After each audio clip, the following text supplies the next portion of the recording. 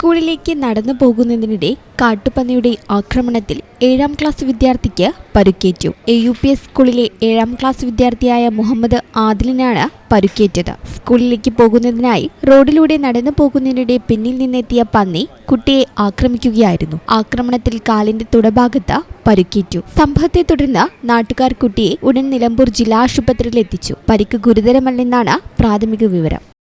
ഞാനിങ്ങനെ സ്കൂളിലേക്ക് പോകാൻ നിന്നപ്പോൾ ഞങ്ങനെ നടന്നു പോയിരുന്നു.